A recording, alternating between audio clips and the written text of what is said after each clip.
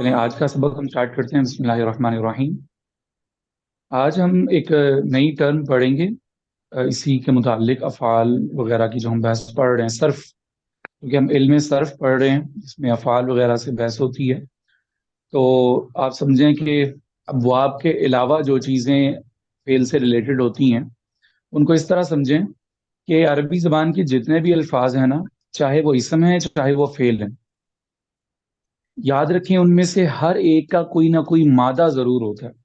چاہے وہ اسم ہے، چیزوں کے نام ہیں عربی کے اندر، یا وہ کاموں کے نام ہیں، چیزوں کے نام ہیں یا وہ کاموں کے نام ہیں، افعال ہیں یا اسماء ہیں، وہ کسی نہ کسی مادے سے وجود میں آئے ہوئے ہیں. ہم جب کسی چیز کا نام رکھتے ہیں تو وہ بھی اس کے وہ روٹ لیٹرز جو ہوتے ہیں ان کا خیال کر کے رکھتے ہیں. جیسے کتاب ہے تو کتاب کو عربی میں کتاب کیوں کہتے ہیں؟ اس لیے کہ اس کے اندر بھی کاف تا با کا مادہ پایا جا رہا ہے جس کا معنی ہوتا ہے لکھنا. تو لکھی ہوئی چیز کو عربی میں کتاب کہتے ہیں. تو اس کا معنی یہ ہوا کہ جس چیز کا نام کتاب رکھا گیا وہ بلا وجہ نہیں بلکہ مادے کا خیال کر کے اس کا نام یہ رکھا گیا. ٹھیک ہے. اب مسجد ایک جگہ کا نام ہے، یہ اسم ہے نا مسجد، لیکن مسجد کو مسجد کیوں رکھا گیا اس کا نام؟ سین جیم دال کے مادے کی وجہ سے. تو ہر چیز کے اندر اصل جو ہے عربی کے اندر، چاہے وہ اسم ہے یا فعل ہے، اصل اس کے اندر مادہ ہے. کچھ مادے ایسے ہوتے ہیں جن سے کثیر تعداد میں الفاظ وجود میں آتے ہیں. کچھ مادے ایسے ہوتے ہیں جو قلیل الفاظ کی وجود کا سبب بنتے ہیں. کیونکہ اس لیے یاد رکھیں کہ بعض مادے ہمیں ایسے ملیں گے عربی میں کہ اس سے صرف چند الفاظ بنے ہوئے، اور کچھ مادے ایسے ہیں کہ اس سے ہمیں سینکڑوں الفاظ نظر آئیں گے، افعال بھی اور اسماء بھی. اس کے بعد آتے ہیں تیسری بات کی طرف. مصدر کے بارے میں تو ہم پہلے پڑھ چکے ہیں. مصدر تو اس اسم کو کہتے ہیں کہ جس سے مزید افعال اور اسماء بنائے جا سکتے. وہ اسم جس سے ہم مزید افعال اور اسماء تیار کر سکتے ہوں اس کو کہتے ہیں مصدر. مادے سے بننے والا وہ لفظ جس سے ہم مزید بھی افعال اور اسماء بنا سکتے ہیں اس کو ہم کہتے ہیں مصدر. تو مصدر کی ڈیفینیشن اور مصدر کا استعمال تو پہلے ہم افعال کی بحث میں کر چکے ہیں. آج دو ٹرم میں آپ کو اور بتا رہا ہوں جو مادے سے بنتی ہیں، بنتی مادے سے ہیں، لیکن آگے ان کا استعمال کیسے ہوتا ہے وہ آپ یاد رکھیں کہ اس کے علاوہ دو ٹرمز اور بنتی ہیں. ایک تو میں نے بتایا مصدر، یہ مادے سے وجود میں آتا ہے مصدر. دوسری ٹرم کا نام ہے مشتق. ٹھیک ہے، مشتق. اور تیسری کا نام ہے جامد. ٹھیک ہے. مشتق اور جامد کیا چیز ہے؟ اب جب مادے سے ہم الفاظ بناتے ہیں تو وہ الفاظ یا تو کسی قاعدے کلیے اور اصول اور ایک شکل کے مطابق بنائے جاتے ہیں، اور بعض اوقات وہ الفاظ بغیر کسی قاعدے، بغیر کسی ترتیب کے اور بغیر ہمیشہ ہی ایک شکل میں لکھے ہم صرف اسے اہل زبان کے سننے پہ استعمال کرنا شروع کر دیتے ہیں. جیسے اگر کسی چیز کا نام کرسی رکھ دیا کسی نے کہ یہ کرسی ہے، زبان بنانے والوں نے، زبان وضع کرنے والوں نے بغیر کسی قاعدے اور بغیر کسی ایک خاص ڈائے، جیسے ہم فاعل بناتے ہیں کام کرنے والا تو ہم نے اس کے لیے خاص ڈائے پڑھی فاعلن. جب کسی پہ فعل واقع ہو رہا ہے اس کے لیے ہم نے ایک خاص ڈائے پڑھی مفعول. ان شکلوں، ان قواعد سے ہٹ کے جو الفاظ پہلے دن سے روز اول سے کسی زبان میں استعمال ہو رہے ہیں اور وہ ویسے ہی استعمال ہوتے رہیں گے ہمیشہ، ان کے بننے کے لیے اور ان سے آگے لفظ بنانے کے لیے کوئی قاعدہ نہیں ہے، کیونکہ ان سے آگے بلکہ لفظ بن ہی نہیں سکتا. خود تو وہ اہل زبان نے کریٹ کر دیے، لیکن مزید اس سے ایک لفظ بھی نہیں بن سکتا، کیونکہ اگر ہم اس سے کوئی اور لفظ بنائیں گے تو اس کی شکل چینج ہو جائے گی. لیکن ہم نے اس کے بارے میں پڑھا کہ وہ جیسے ہی بنا ہے وہ ہمیشہ ویسے ہی استعمال ہو رہا ہے اور ویسے ہی استعمال ہوتا رہے گا. تو اسے ہم کہتے ہیں جامد. جامد کا لفظ بنا ہے جمود سے، کہ کوئی اردو میں ہم کہتے ہیں جمع ہوا. ایک چیز جہاں جم گئی ہے وہیں پہ ہی پڑی ہوئی ہے، جہاں پہ رکھی ہے وہیں پہ ہی ہے، وہ ہل نہیں سکتی. تو ایسی چیز کو عربی میں کہتے ہیں جامد. جمود سے یہ لفظ بن گیا کہ وہ وہیں پہ کیا ہے، ہل نہیں سکتی، انموویبل ہے، تو اس کو ہم کہتے ہیں جامد. اور اس کی مثالیں آپ تمام ایسے جانوروں کے نام اور سبزیوں کے نام، یہ سب چیزیں جامد میں آتی ہیں. ایک چیز کا نام، انگور کا نام اگر عربی میں عنب ہے تو یہ عنب ہی ہے، پہلے دن سے ہی انگور کا نام عربی میں عنب تھا اور آج تک بھی اسے عنب ہی کہتے ہیں۔ گھوڑے کو فرسن کہتے تھے، وہ فرسن اس کا معنی جب سے عربی زبان بنی ہے فرسن کا معنی گھوڑا، اور ابھی تک اس سے یہی اس کا نام ہے۔ اب اس سے نہ مزید کوئی آگے لفظ بنا نہ خود یہ کسی اور لفظ سے بن کے آیا، ٹھیک ہے۔ تو اس کے اندر بس یہ ہے کہ فرض کے اندر فا را سین 3 حرف پہ مشتمل یہ لفظ ہے، ثلاثی حرف اسم ہے اور ثلاثی ہے، لیکن اس کا نام ہوگا عربی میں جامد، نہ یہ مزید کسی اور لفظ سے بنا، بلکہ پہلے دن سے اسے جیسے وضع کیا گیا مزید اس سے کوئی لفظ نہیں بن سکتے، اور یہ لفظ بننا بھی کسی قاعدے کو لیے کے تحت نہیں تھا بلکہ بغیر قاعدے کے اسے اہل زبان نے بنا دیا۔ مشتق جو ہے وہ ان تینوں سے ذرا ہٹ کے، مشتق کا لفظ ہی اس سے ہے کہ بنا ہوا، جسے بنایا گیا ہو۔ یاد رکھیں مشتق بنتا ہے مصدر سے۔ اچھا، یہ جامد کے اندر اسم بھی شامل ہے اور فعل بھی شامل ہے، اور مشتق جو ہے اس کے یہ ہم جو بات کر رہے ہیں یہ اسم کے بارے میں بھی کر رہے ہیں اور فعل کے بارے میں بھی کر رہے ہیں، ٹھیک ہے۔ اس لیے کہ میں نے چونکہ مادے سے بات شروع کی ہے تو مادے کے اندر اسم فعل کی کوئی تقسیم نہیں ہے، ہم اس سے بننے والے ہر اسم ہر فعل کے بارے میں بات کر رہے ہیں، ٹھیک ہے۔ تو مشتق جو ہے اس کے اندر بھی افعال بھی آئیں گے، اسما بھی آئیں گے۔ مشتق جو ہے یہ بنتا مصدر سے ہے، یہ یاد رکھ لیں کہ مشتق وہ ہے جو مصدر سے بنایا جائے۔ ہم نے یہ بتایا کہ مصدر بنتا ہے مادے سے، اور مصدر سے آگے جو چیز ہم قاعدے کے تحت بناتے ہیں اس کا نام مشتق رکھا جاتا ہے۔ اب یہاں سے آپ یہ سمجھیں کہ اب تک ہم نے ثلاثی، مجرد، مزید فی، ماضی، مضارع، امر، نہیں، جتنے افعال پڑھے ہیں ان ساروں کا نام کیا تھا؟ مشتق، ٹھیک ہے، کیونکہ شروع میں تو آتا تھا مصدر۔ اب مصدر سے آگے ہم جتنی چیزیں بناتے تھے وہ ساری کیا کہلاتی تھی؟ مشتق۔ اس لیے کہ مشتق کہتے ہیں ایسے اسم اور ایسے فعل کو جس کو مصدر سے بنایا جائے، اور بنایا بھی کسی قاعدے کلیے اور ایک خاص شکل کے اندر، ٹھیک ہے۔ تو اب اس میں مشتق بھی ہو سکتا ہے اور فعل مشتق بھی۔ جو ہم نے پہلے پڑھے وہ تھے افعال مشتق، مشتق ان کا نام تھا لیکن وہ تھے سارے کیا؟ افعال۔ اور آج ہم کچھ چیزوں کا میں آپ کو تعارف کرواؤں گا، بلکہ ان میں سے ایک دو ہم نے پہلے پڑھی بھی نہیں ہے، ان کو کہتے ہیں اسماء مشتقات۔ چونکہ وہ جمع ہے تو ایک ہوگا تو مشتق، اور اس کی جب جمع بنے گی تو مشتقات، ٹھیک ہے، مشتقات۔ افعال مشتقات کون سے ہیں؟ ماضی، مضارع، امر، نہیں، ٹھیک ہے، یہ تھے افعال مشتقات جو مصدر سے بنتے ہیں اور ایک خاص شکل میں بنتے ہیں۔ جامد اس سے آگے چل نہیں سکتا تو اس کی بات یہاں پہ ختم ہوگی۔ مصدر مشتق میں آ گیا تو اس کا مطلب مصدر کی بات ختم ہوگی، مصدر صرف بنے گا مادے سے، ٹھیک ہے۔ ہم نے یہاں سے بات سٹارٹ کی کہ مادہ ہوتا ہے اور مادے سے یا جامد بنے گا یا مصدر بنے گا۔ اگر جامد بن گیا تو وہ وہیں پہ ختم ہو گیا، مصدر بنا تو اس سے آگے مشتقات بنیں گے۔ جو مشتقات بنیں گے وہ دو طرح سے ہوں گے، یا وہ افعال ہوں گے یا وہ اسماء ہوں گے۔ اگر وہ افعال ہیں تو وہ پھر ثلاثی، مجرد میں، مزید فی میں اور رباعی میں تقسیم ہو جائیں گے۔ جو اسماء مشتقات ہیں ان کی ہم فہرست یہاں پہ دیکھ لیتے ہیں وہ کون کون سے۔ نمبر 1، اسماء مشتقات وہ اسم جو ہم مصدر سے بناتے ہیں لیکن ایک خاص شکل میں بناتے ہیں، اس میں سے ہم نے اسم فاعل پڑھ لیا، اسم فاعل۔ اب یاد رکھیں کہ اسم فاعل جو ہوتا ہے وہ اسم مصدر سے بنتا ہے اور اس کا نام اسم مشتق ہوتا ہے۔ دوسری چیز اسم مفعول، اس کی خاص شکل کیا ہے؟ ثلاثی مجرد کے اندر فاعل، اور ثلاثی مزید فی کے اندر میم کی پیش کے ساتھ مکرم، یعنی مزید فی کے اندر ہم نے اس کی علامت پڑھی تھی میم کے اوپر پیش ہونا چاہیے اور عین کلمہ پہ زیر ہونی چاہیے۔ اس میں مفعول بنانے کا مصدر سے طریقہ ہم نے کیا پڑھا کہ ثلاثی مجرد کے اندر تو صرف مفعول ہی کا لفظ لکھ دیں گے، مفعول، اور مزید فی کے اندر ایک میم شروع میں آ جائے گی اور عین کلمہ پہ زبر آ جائے گی۔ اس کے بعد اگلے مشتقات آج ہم پڑھیں گے، اسم ظرف، اسم ظرف۔ ظرف کے بارے میں ہم پہلے پڑھ چکے ہیں کہ ظرف کہتے ہیں کسی وقت یا کسی جگہ کے نام.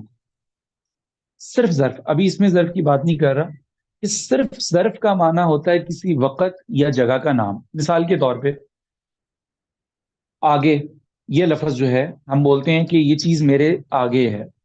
تو آگے ہونا یہ ایک پلیس کے لیے یوز ہو رہا ہے ورڈ، کوئی جگہ بیان کرنے کے لیے. آگے ہونا یہ ایک جگہ ہے، تو اس کو بیان کرنے کے لیے جو عربی میں لفظ ہوگا ہم اسے کہیں گے ظرف.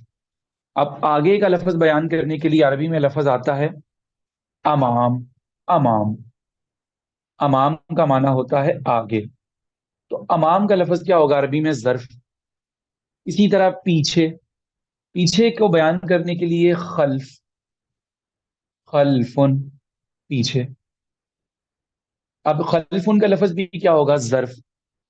دائیں بائیں، یمین ہم کہتے ہیں یمین، اور شمال.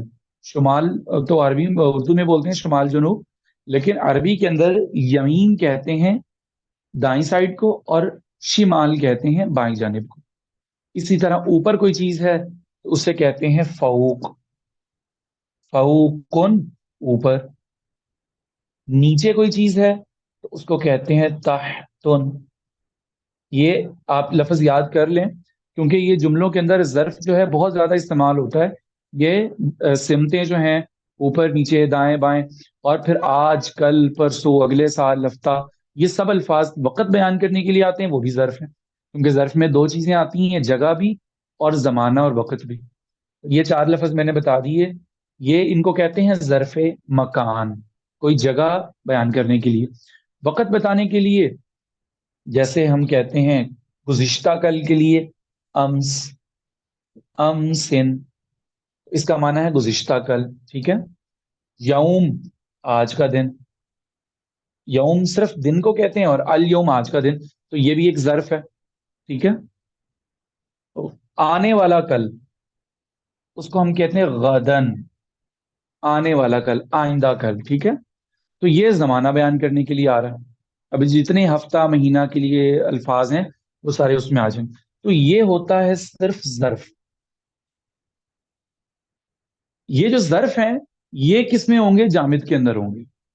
کیونکہ یہ جو ظرف ہیں آج کل کے لیے جو الفاظ ہیں یہ مصدر سے نہیں بنے. لیکن اس میں ظرف جو ہے، اس میں ظرف، اس میں ظرف کیا بنا؟ یہ مشتق ہے.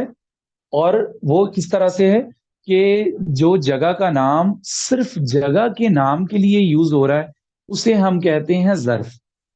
جو جگہ اور وقت کا نام کسی کام کے ساتھ آ رہا ہے اسے ہم کہتے ہیں اسم ظرف. یہ بات سمجھ میں آئی ہے؟ ایک ہے صرف جگہ کا نام اور صرف وقت کا نام، اور ایک ہے جگہ اور وقت کا نام مع کسی اور چیز، یعنی کوئی اور کام. اگر ہم صرف کہیں گے جگہ یا وقت تو یہ بن جائے گا اکول ٹو ظرف. اگر ہم کہیں گے جگہ یا وقت پلس وہاں پہ ہونے والا کام تو اب یہ بنے گا اسم ظرف. ٹھیک ہے. تو سر جب جگہ اور وقت کے جامد کیا ہوا؟ ساتھ وہاں پہ ہونے والا کام بھی آ جائے گا. جی جی. میں نے کہا آپ نے بھی کہا تھا کہ یہ جو امسن یوم غدن یہ جامد ہیں، تو یہ جامد کیسے ہوئے پھر؟ تو یہ ظرف نہیں ہونے چاہیے. یہ صرف میں ظرف بتا رہا ہوں نا، اس میں ظرف جی. ابھی نہیں بتایا. اس اچھا میں ظرف تب بنتا ہے جب اس کے ساتھ کام بھی ایڈ ہو جاتا ہے. اچھا. ٹھیک ہے. یہ جو الفاظ میں نے لکھوائے ہیں یہ صرف جگہ اور وقت بیان کرنے کے لیے آتے ہیں. اب ٹھیک. یہاں پہ یہ تو نہیں بتایا ہوا نا کہ کل کیا ہوا تھا. جب کل کیا ہوا تھا کا لفظ وہاں پہ ایڈ ہو جائے گا پھر وہ اس میں ظرف بنے گا. جب جگہ اور وقت کے ساتھ کام بھی ایڈ ہو جاتا ہے تو وہ اس میں ظرف بن جاتا ہے. اور اس کا معنی یہ ہے کہ جب کسی جگہ اور وقت کے ساتھ ہم کام کا معنی بھی ایڈ کریں گے نا تو پھر ہم اسے بغیر قاعدے کلیے کے نہیں بنا سکتے. یہ جو الفاظ ہے نا خلف فوقا تحتا، یہ کسی رول اور کسی قاعدے کے تحت نہیں بنے، یہ تو اہل زبان نے بنا دیے. جیسے ہم نے اردو میں لفظ طے کر دیے کہ آگے پیچھے دائیں بائیں، ایسے عرب والوں نے بنا دیے خلف امام تحتا فوقا. ٹھیک ہے. یہ مصدر سے نہیں بنے بلکہ یہ مادے سے بنے. ٹھیک ہے. اور یہ کسی قاعدے کے تحت نہیں بنے. اب امسی کا کوئی وزن تو نہیں ہے کہ فعلی، ایسا نہیں ہے. یوم کا فعلن یا غدن کا فعن، ایسا ان کا کوئی مادہ وزن نہیں ہے. یعنی یہ کسی مصدر سے نہیں بنے ہوئے. اس میں ظرف جو ہوتا ہے جس کے اندر کوئی کام بھی آ جائے وہ ظرف مصدر سے بنتا ہے، اور اس کے اندر ایک خاص طریقہ بھی ہوتا ہے. اس کی میں وضاحت کرتا ہوں کیسے. ابھی تک جو ہم نے مثالیں پڑھی ہیں وہ تھی صرف جگہ اور وقت کی، اور اس کو کہا جاتا تھا ظرف. کیونکہ اس کو صرف ظرف کہتے ہیں تو یہ ہے جامد، نہ یہ مصدر سے بنا ہے اور نہ اس سے آگے کوئی اور لفظ بن سکتا ہے. اب میں آپ کو مثال دیتا ہوں اس میں ظرف کی، جس کے اندر جگہ اور وقت تو ہے لیکن وہاں پہ ہونے والا کوئی کام بھی ہے، اور اسے ہم مصدر سے بنائیں گے اور ایک خاص قاعدے کے تحت بنائیں گے. وہ کیسے؟ اب ایک جگہ ہے جس جگہ پہ ہم سجدہ کرتے ہیں، وہ بھی تو جگہ ہے نا. ویسے اگر ہم کہیں گھر، تو گھر تو ہو گیا جامد بیت. اب دیکھیں یہ بھی ایک جگہ ہے گھر، اس کے لیے ایک لفظ تھا جامد بیت. لیکن ایک اور بھی زمین کا ٹکڑا ہے جہاں پہ ہم کیا کرتے ہیں، سجدہ کرتے ہیں. تو جب اس جگہ کے اندر کام بھی آ گیا، یعنی جگہ تھی ایک زمین کا ٹکڑا، زمین کا ٹکڑا ایک جگہ تھی، اس جگہ کا ہم نام رکھنا چاہ رہے تھے، لیکن ہم نے اس جگہ کا نام ایک اسپیسیفک کام کی وجہ سے رکھا. سمجھ آئی بات؟ اس جگہ کا نام جب ہم ایک اسپیسیفک کام کی وجہ سے رکھیں گے، اور وہ کام کیا ہے، سجدہ کرنا. اب دیکھیں سجدہ کرنا کا جو لفظ ہے یہ مصدر ہے، ٹھیک ہے. تو اب اس میں جامد کے اندر مصدر ایڈ ہو گیا کہ نہیں ہو گیا؟ بالکل بالکل. بالکل ایڈ ہو گیا. کہ صرف زمین کا ٹکڑا تھا تو ہم اس کو جامد کیا بول سکتے تھے، ارزن بھی بول سکتے تھے کہ یہ ارزن ہے، یہ زمین ہے، ٹھیک ہے. ہم اسے میدان بول سکتے تھے، کوئی اور نام اس کا دے سکتے تھے جو جامد ہوتا. لیکن ہم نے اس زمین کے ٹکڑے کا نام رکھنے کے لیے اس کے مصدر کا بھی خیال کیا. تو جب ہم نے مصدر کا خیال کیا تو اب وہ صرف ظرف نہیں ہے بلکہ وہ اسم ظرف ہے، اور ہم اسے بغیر قاعدے کو لیے کہ نہیں بنا سکتے، بلکہ ہم اسے ایک خاص قاعدے کے تحت بنائیں گے. اور وہ پھر قاعدہ کیا ہے وہ ہم دیکھتے ہیں. جیسے ہم نے اس میں فاعل کو ایک خاص وزن میں لے کے آئے، جیسے اس میں مفعول کو ایک خاص وزن میں لے کے آئے، اس طرح ہم اس میں ظرف جس کے اندر جگہ کا نام بھی ہے اور اس کا ایک خاص کام بھی ہے، اس کے لیے ہم پھر ایک وزن اور ایک ڈائی بھی پڑھیں گے کہ کیا وہ وزن ہوگا جس کے اوپر وہ اس میں ظرف بنے گا. تو اس میں ظرف بنانا سمجھ میں آ گیا کیسے بناتے ہیں اور کس کو کہتے ہیں؟ جی جی جی میرا بالکل. ایک سوال ہے جی ٹیچر صاحب کہ احمد جو ہے اسم، اس کا یہ کس کاویہ پہ ہوگا پھر؟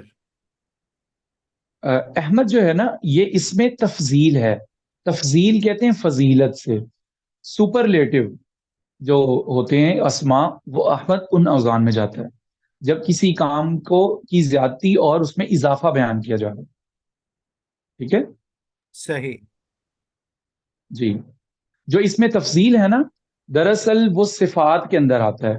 ہم یہ اس میں ظرف کے بعد نمبر 4 پہ اس میں اعلیٰ پڑھیں گے، کسی فعل کو کرنے کا جو ذریعہ ہے. اور نمبر 5 پہ پھر آپ کا یہ احمد والا لفظ آ جائے گا، اس کو کہتے ہیں اس میں صفت. کہ جب ہم کسی مصدر سے کوئی صفات بیان کرتے ہیں تو پھر کیسے کرتے ہیں، ان میں سے احمد بھی آتا ہے. ٹھیک ہے. جی اس کا مطلب پھر محمد بھی اس میں صفات میں سے ہی ہے؟ ہاں جی محمد بھی صفات میں سے ہی ہے، ٹھیک ہے. لیکن وہ محمد کا لفظ جو ہے موسٹلی وہ مفعول میں ذکر کیا جاتا ہے کیونکہ وہ اس میں جا رہا ہے مکرم کے اندر. ٹھیک ہے. کیونکہ ہم نے جو ثلاثی مزید فی کے لفظ پڑھے ہیں نا، محمد وہ ان افعال کے اندر کسی کے مفعول میں آ جائے گا جس کی تعریف کی جائے. ٹھیک ہے. تو وہ مفعول کی کیٹیگری میں چلا جی جائے گا کیونکہ اس کا وزن میم پیش منہ کے ساتھ آ رہا ہے اور اس کے عین کلمہ پہ محمد میں زبر آ رہی ہے. وہ ثلاثی مزید فی کے ابواب میں سے اس میں مفعول کا وزن بن جائے گا. غالباً تفعیل کا بنے گا. حمد یحمد تحمید سے بنے گا محمد. ٹھیک ہے نا. تو یہ اس میں ظرف جو ہے اس کے بارے میں ہم بات کر رہے تھے کہ اب ہم وہ وزن پڑھتے ہیں. جیسے ہم نے اس میں پہلے میں نے سوچا اس میں ظرف بتا دوں کہ ظرف اور اس میں ظرف میں کیا فرق ہے. جب اس میں ظرف جو ہے یہ اصل میں مشتق ہے، صرف جگہ کا نام نہیں بلکہ جگہ کا نام جس کے اندر کوئی کام کا معنی بھی پایا جائے اس کو ہم کہتے ہیں اس میں ظرف. اور جو اس میں ظرف ہوتا ہے وہ دراصل مشتق ہوتا ہے اور اسے ہم مصدر سے بناتے ہیں، اور مصدر سے ایک خاص وزن کے مطابق بناتے ہیں. اور وہ وزن کیا ہے؟ وہ اس میں فاعل اور وہ ثلاثی مجرد میں الگ ہوتا ہے، ثلاثی مزید فی میں الگ ہوتا ہے. تو ثلاثی مجرد کے میں دو وزن بتا دیتا ہوں. ثلاثی مجرد کے افعال سے اگر ہم نے کسی جگہ کا نام بنانا ہو یا کسی وقت کا نام بنانا ہو، اسے بنائیں گے مفعل یا مفعیل. دو وزن اس کے آتے ہیں، اس کو الگ ہی لکھ لیں، مفعیل. ٹھیک ہے. ثلاثی مجرد سے جب ہم کسی جگہ کا نام اس کے کام کی وجہ سے بنائیں گے تو ہم اسے دو لفظوں کے ذریعے بنا سکتے ہیں. یہ دراصل ان فاعل اور مفعول سے ہی ملتے جلتے ہیں، لیکن ان کی اور اس میں فاعل اور مفعول کے درمیان میم کا فرق ہے کہ وہاں پہ مفعول اور فاعل کے اندر میم کے اوپر پیش آتا تھا، مکرم، مصرف، مقبل، مقبل اور متقابل، مقاتل، اس طرح ہم نے پڑھا تھا. لیکن ثلاثی مجرد سے جب ہم اس میں ظرف بناتے ہیں تو میم کے اوپر کیا آ جاتا ہے؟ زبر آ جاتا ہے. باقی عین کلمہ کی دیکھو، ایک عین کلمہ پہ زبر بھی آ رہا ہے اور عین کلمہ پہ زیر بھی آ رہا ہے، لیکن اس میں ظرف اور اس میں مفعول کا فرق کیسے ہوگا؟ میم کی حرکت کے ساتھ. اگر میم کے اوپر پیش آ رہا ہے مفعیل یا مفعل تو وہ تو بنے گا اس میں فاعل یا اس میں مفعول. لیکن جب مفعل اور مفعل آئے گا تو اس وقت اسے ہم اس میں ظرف کہیں گے.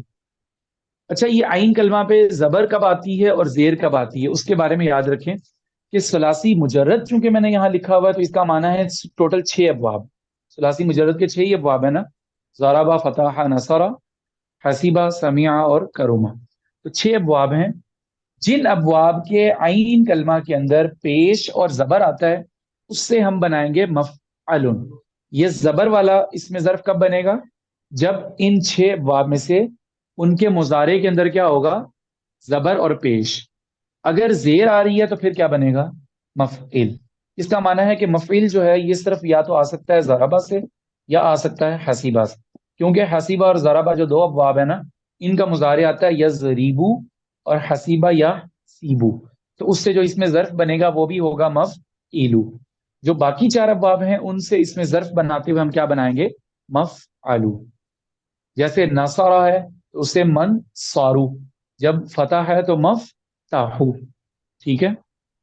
باقی 4 ابواب سے یہ بنے گا عین کلمہ کی زبر کے ساتھ، اور 2 ابواب سے بنے گا مفعیلو. کبھی کبھی ایسا ہوتا ہے کہ اوپر والے 4 ابواب جن کے اندر پیش اور زبر آتا ہے، کبھی کبھی صرف ان کی اس میں ظرف مفعلن کے وزن پہ بھی آ جاتی ہے. اگر یہ بات سمجھ میں آ گئی ہے تو پھر ہم اس کی مثالیں کچھ کرتے ہیں، اس سے انشاءاللہ بات واضح ہو جائے.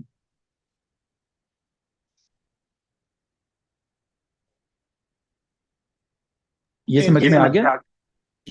جی جی ٹھیک ہے. اب ہم اس کی مثالیں دیکھتے ہیں کہ ثلاثی مجرد سے اس میں ظرف کیسے بنے گا.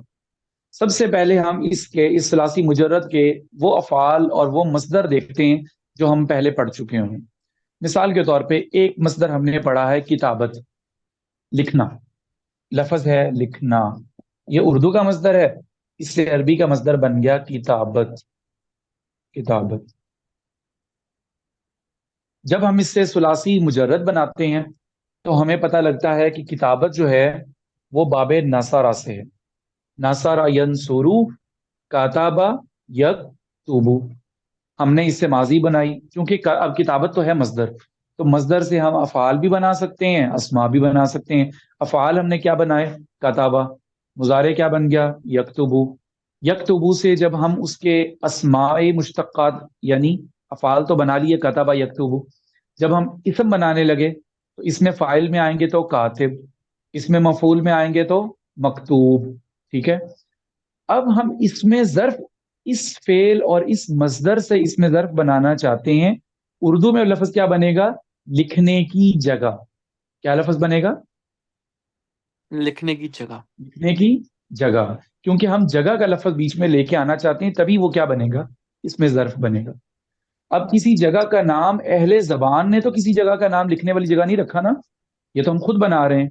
باقی الفاظ یہ والے تو کیا تھے؟ یہ اہل زبان نے خود بنائے تھے.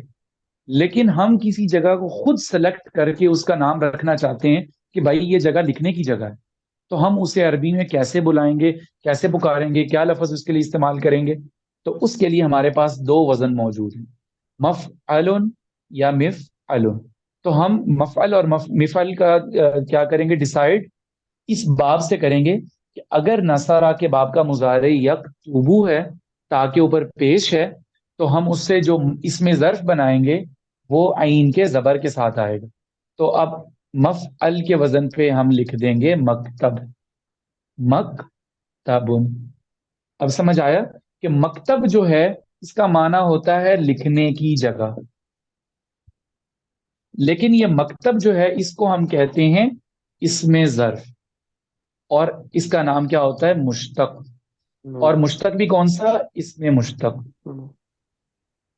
ابھی بات واضح ہو گئی؟ جی بالکل۔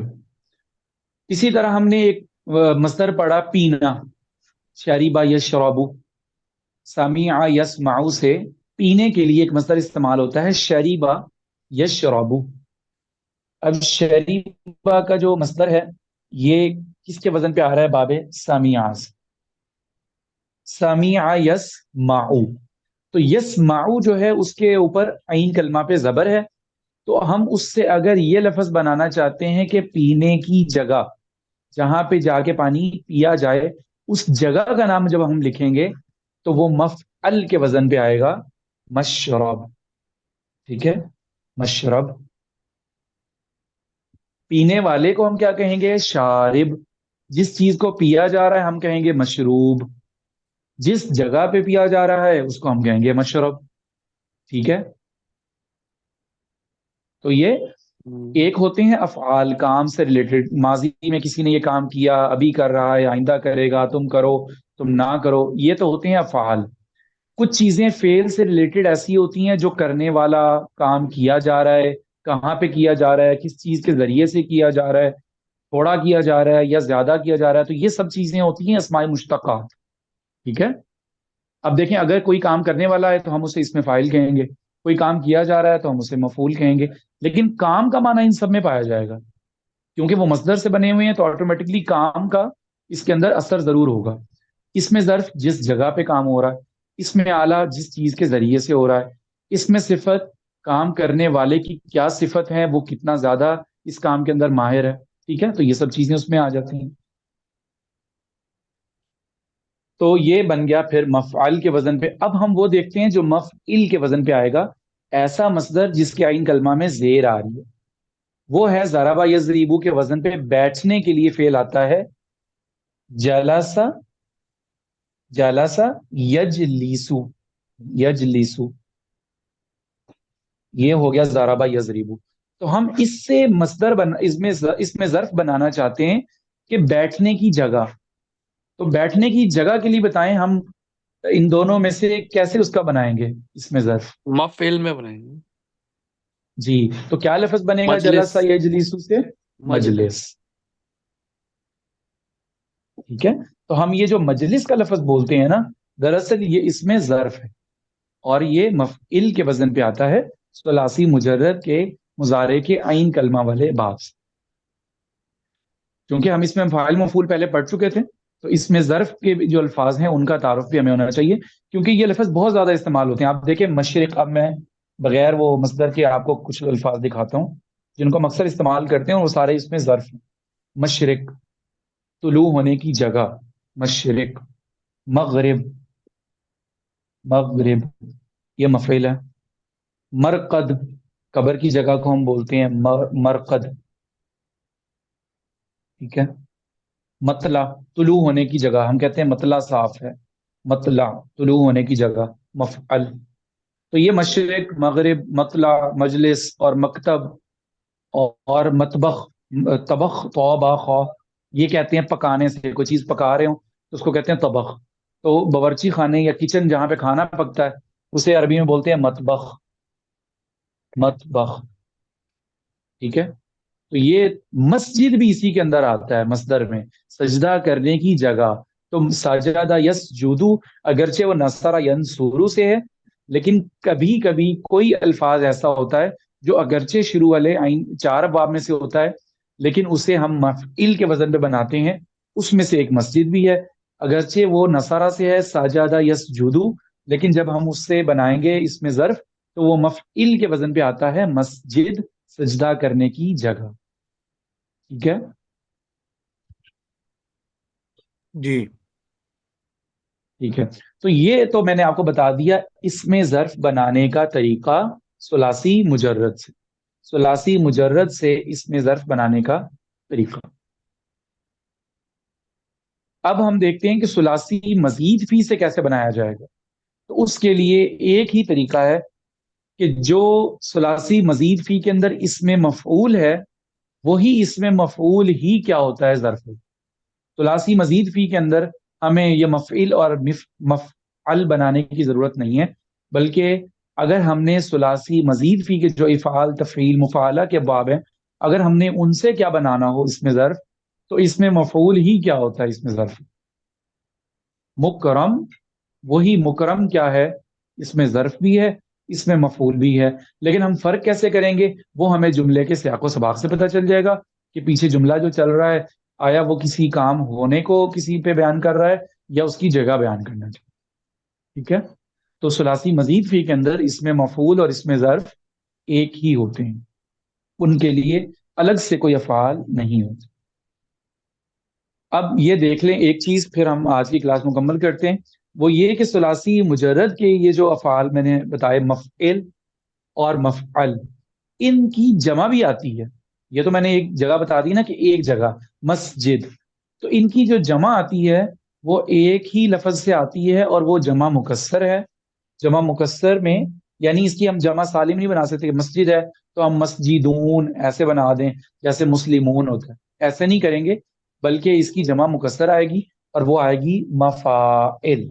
مفاعل، تو مفاعل کا لفظ یاد رکھ لیں کہ یہ ہمیشہ ثلاثی مجرد کے اسم ظرف کی جمع کے لیے آتا ہے.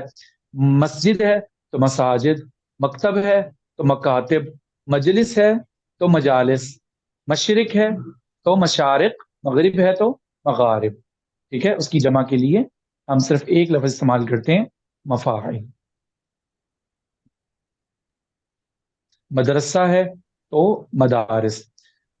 اور اس کے اندر ایک چیز ہے کہ بعض اوقات ایسا ہوتا ہے کہ یہ تو ہم نے بتایا نا کہ اس میں ظرف کسی جگہ کا نام ہم جب اس کے کام کے اعتبار سے سلیکٹ کرتے ہیں تو اس کا وزن آتا ہے مفعل اور مفعل. کبھی کبھی ایسا ہوتا ہے کہ ایک کام جو ہے وہ اس جگہ کی پہچان ہی بن جاتا ہے. یہ تو ہم کسی جگہ کا خود نام سلیکٹ کرتے ہیں نا کہ چلے اس جگہ پہ سجدہ کیا جا رہا ہے تو یہ مسجد ہے. اگر ہم یہاں بیٹھے ہوئے ہیں تو یہ جگہ مجلس ہے کہ ہم یہاں پہ بیٹھے ہوئے ہیں. اگر یہاں پہ لکھا جا رہا ہے تو ہم اس کا نام مکتب رکھ دیتے ہیں.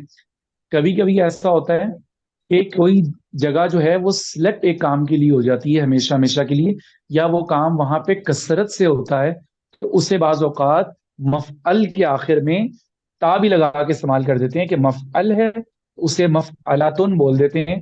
جیسے اس کی مثال مدرساتن کہ وہاں پہ درس ہوتا ہے ہمیشہ تو اسے مدرسہ کہہ دیتے ہیں.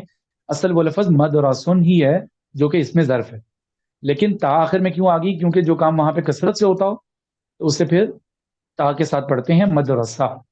ٹھیک ہے. اسی طرح مقبرہ قبر سے ہے، جس جگہ پہ قبر بنائی جاتی ہے تو مقبرہ قبرستان کو بولتے ہیں کیونکہ وہاں پہ قبریں ہی بنتی ہیں. ٹھیک ہو گیا نا. جی جہاں پہ کتابیں پرنٹ ہوتی ہیں اسے آپ نے دیکھا ہوگا مکتبہ، کیونکہ وہاں پہ کام ہی لکھنے لکھانے کا ہوتا ہے تو وہاں مکتب کی جگہ اسے مکتبہ بولتے ہیں. جزاک اللہ خیر. اس میں ظرف جو ہے اس کے پھر آپ الفاظ دیکھ لیں، قرآن پاک میں بہت سارے مل جاتے ہیں انشاءاللہ. اور تھوڑا وقت نکال کے جو مصدر پہلے سے میں نے یہ اس میں ثلاثی مزید ہی بنانے کے لیے جو الفاظ بھیجے ہیں ان سے بھی کوشش کریں اس میں فاعل، اس میں مفعول اور اس میں ظرف بنا کے پریکٹس کر لیں، کیونکہ میں نے کچھ نئے الفاظ اس میں بھیجے تھے اور یہ جو الفاظ لکھے ہوئے ان کا معنی بھی ایک دوسرے کو سنا کے یاد کر لیجیے، یا ویسے ہی ان کو یاد کر لیں ان کے معنی کے ساتھ کہ امسی کا معنی کیا ہوتا ہے. اور امسی گزشتہ کل، گزشتہ کل، یوم اگر الیوم ہوگا تو آج کا دن، ورنہ صرف دن. غدن آئندہ کل، اور بیتن گھر، اور تحت کا معنی نیچے، اور فوق کا معنی اوپر. ٹھیک ہے، جزاک اللہ خیر. جزاک اللہ. جزاک اللہ. السلام علیکم. اللہ حافظ. السلام علیکم ورحمۃ اللہ وبرکاتہ. ورحمۃ اللہ وبرکاتہ.